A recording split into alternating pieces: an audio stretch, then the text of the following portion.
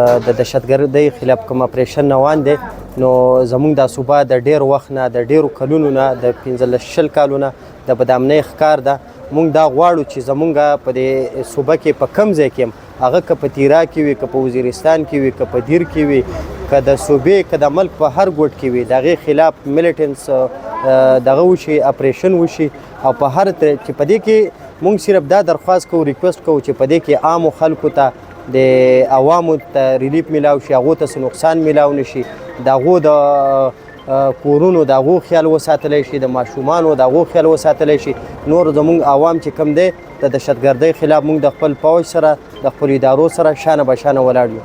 تیرا کې اپریشن نو د تیرا اپریشن خو لکه دا خبره ده چې وزیر اعلی صاحب وایي چې دا زما خلاف دی. نو وزیر اعلی صاحب ته زه دا وایم چې اوس په عاصم منیر صاحب ستا خلاف اکشن علي ډېره د افسوس مقام دی.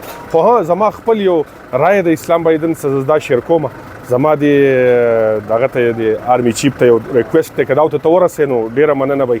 یاره ورته ووایه موږ له 2 وزیر اعلی راکړه چې یو احتجاج کوي او بل چې کومه دی نو هغه به په صوبه کې کار کوي.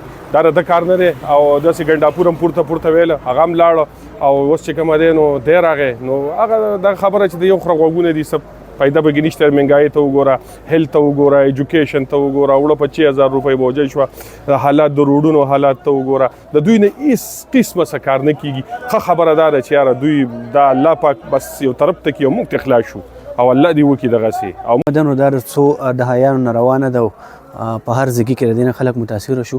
خو دا ده چې د دې چې په هر ځای کې د دې مخنیوی شوی دی نو هغه په اپریشن سره شوی دی.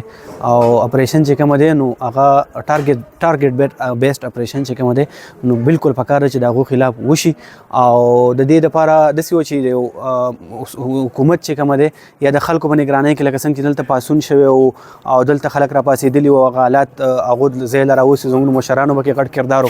نو د خیبر ایجنسۍ او د تیرا دغې طرف ته خو د هغو وزیر اعلی دی، پکار دا چې ردي الزاماتو په ځای باندې هغه داسې اقدامات اوچت کړي چې هلته حالات د هغو لاسو له راشي او یو قسم له هغو چې کومه ایجنسیز یا وغیره چې کومه دي نو چې هغو سټسفای کړي، هغو مطمئن کړي.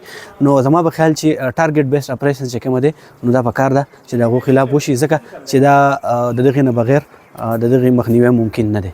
داسې دی چې وزیر اعلی صاحب که دا الزامات لګوي نو د هغې د خپلې علاقې په تیرا او دغې طرف ته خو موږ ته پته ده چې حالات څنګه دي او په کم دغه باندې روان دي. نو زما په خیال چې دغه الزامات بالکل بې بنیاده دي. او زه یو ځل بیا هم دا خبره کوم که چېرې هغه دا الزام لګوي نو د هغې حکومت ته پکار ده چې هغو ایجنسیز او لا انفورسمنټ چې کومه ادارې دي نو چې هغه سټسفای کړي چې هلته امن دی نو ولې اپریشن کېږي.